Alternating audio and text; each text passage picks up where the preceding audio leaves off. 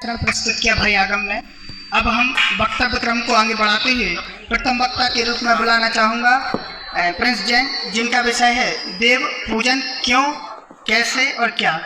मैं निर्णायक महोदय का ध्यान आकर्षण करना चाहूँगा। ये जो प्रथम वक्ता आ रहे हैं यह तात्कालिक वक्ता है।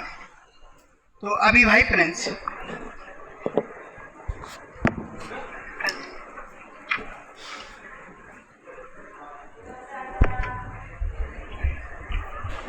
ओम नमः सिद्धिभ्या।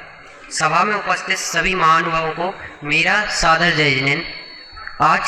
आज की प्रवर्तमान गोष्ठी में मेरा प्रतिपाद्य केंद्र बिंदु देव पूजा क्या, क्यों, कैसे यह है। इसके अंतर्गत हम निम्न बिंदुओं पर चर्चा करेंगे। देव पूजा क्या है, देव पूजा क्यों करनी चाहिए, देव पूजा कैसे करनी चाहिए। तो सबसे पहले हम पूजा क्या है इसके बारे में जानते हैं। पूजन शब्द का अर्थ आज बहुत संकुचित होकर रह गया है।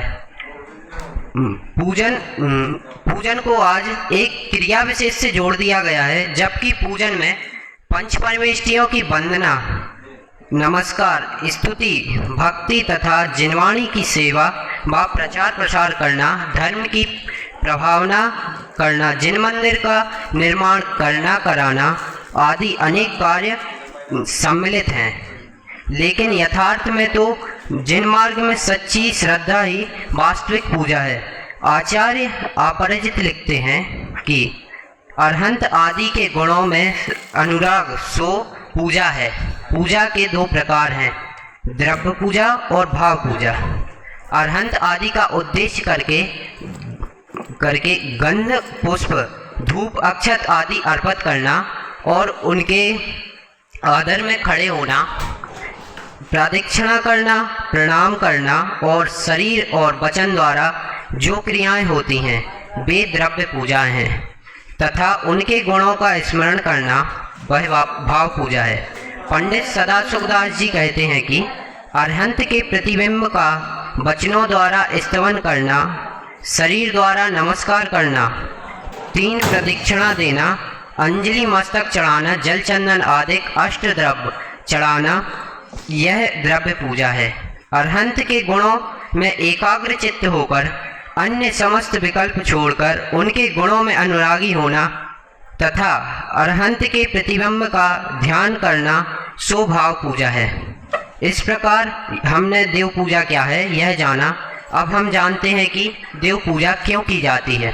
तो इसके बारे में आचार्य समंतबद्ध अपने कथन में कहते हैं कि यद्यपि भगवान अरहंत भगवान वीतरागी हैं, उन्हें अपनी प्रशंसा से, स्तुति से कोई प्रयोजन नहीं है, तथापि वे बैर रहित भी हैं, तो उन्हें अपनी निंदा से कोई प्रयोजन नहीं है। तथापि उनके पवित्र गुणों से का स्मरण करके पापियों के पाप रूप मल से मलिन मन को निर्मल कर देता है। इसलिए हमें पूजन करने को कहते हैं। किंतु कुछ लोग कहते हैं कि यद्यपि भगवान कुछ देते नहीं हैं, तथापि उनकी पूजन से साता वेदनीय का फल मिलता है। इस प्रकार वे जिन पूजा को भोग प्राप्ति से जोड़ देते हैं, किंतु उनकी भक्ति से भक्त का मन निर्मल हो जाता है और मन का निर्मल हो जाना ही पूजन का सच्चा फल है। और इसलिए ज्ञानी जन अशुभ भाव और तीव्र राग से बचने के लिए ही भक्ति, पूजन और आराधना करते हैं। इस प्रकार हमने जाना पूजन क्यों करनी चाहिए, उसकी आवश्यकता क्यों है। अब हम जानेंगे कि पूजन कैसे करनी चाहिए। तो पूजन एक त्रिमुखी प्रक्रिया है जिसमें पूज्य, पूजक और पूजा ये तीनों अंग बहुत आवश्यक हैं। जैसे जिस तरह शिक्षा के लिए सुयोग्य शिक्षक, सजग शिक्षार्थी और सार्थक शिक्षा का समायोजन होना अति आवश्यक है, उसी प्रकार पूजन में पूजक और पूजा का सुंदर समायोजन होना अति आवश्यक है। यह तो बाह में पूजन कैसे करें उसकी प्रक्रिया हो गई। अब यदि वास्तव में बात देखें तो मूर्तिमान जिनेन्द्र देव को देखकर उनके गुणों का अनुभव करना, अर्थात जिन दर्शन से निजदर्शन करके और निजदर्शन स्वरूप अपनी आत्मा में ही रमना जमना, यही वास्तव में पूजन की सच्ची प्रक्रिया है। इसी प्रकार हमने पूजन कैसे करनी चाहिए यह जाना और पूजन का स्वरूप समझा। इसी प्रकार मैं अपनी वाणी को विराम देता हूँ। जय जिनेंद्र।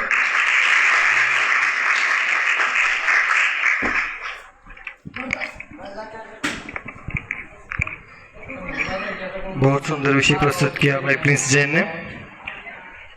वास्तव पूजन क्या है और द्रव्य पूजा भाव पूजा में क्या अंतर है, इस विषय पर मानविक प्रकाश डाला।